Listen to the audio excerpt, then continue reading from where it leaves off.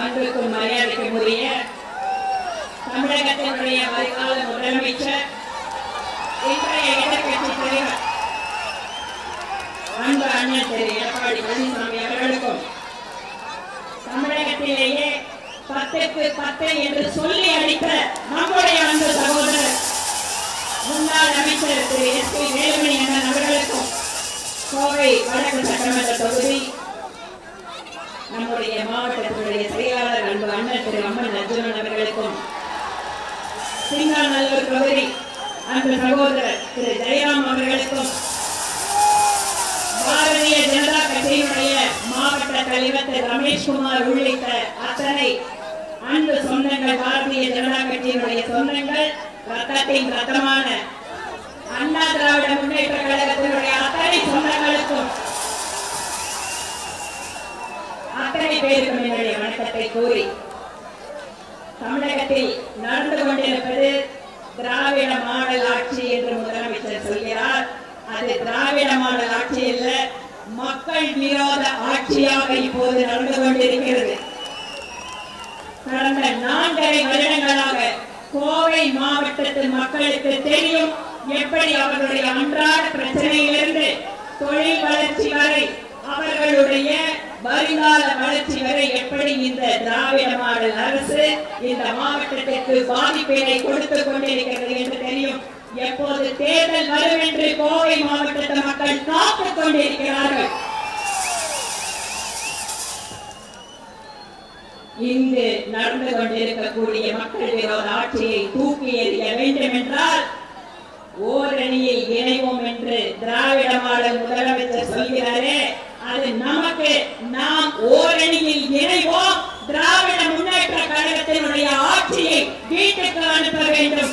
மக்கள் விரோத ஆட்சி மட்டுமல்ல, இங்கு நடந்து கொண்டிருப்பது தேச விரோத ஆட்சி.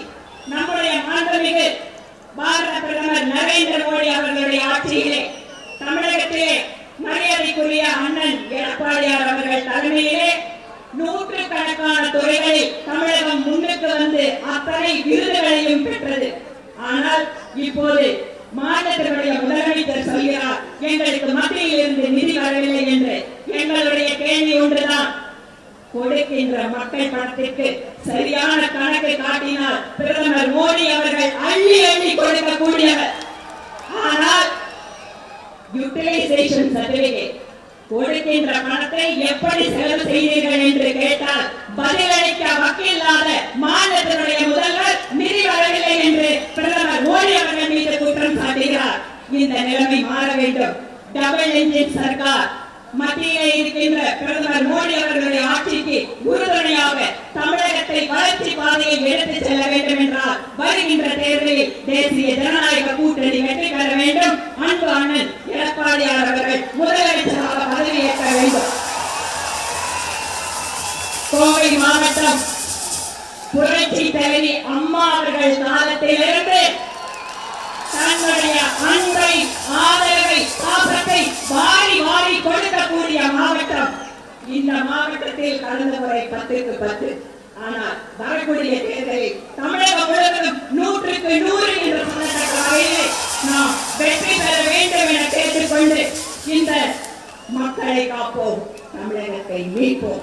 இந்த பிரச்சார பயணம் இன்று 2வது நாள்.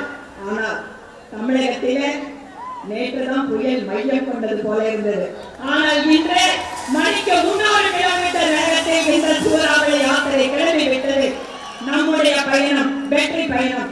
இந்த யாத்திரையினுடைய நாயகனுக்கும், இந்த யாத்திரையில் பங்கு பெறக்கூடிய ஒவ்வொருவருக்கும் என்னுடைய அன்பான நன்றிகளை தெரிவித்துக் கொண்டு விடைபெறுகிறேன். நன்றி, வணக்கம். செய்திகளை உடனுக்குடனும் துல்லியமாகவும் தெரிந்து கொள்ள சப்ஸ்கிரைப் பண்ணுங்க.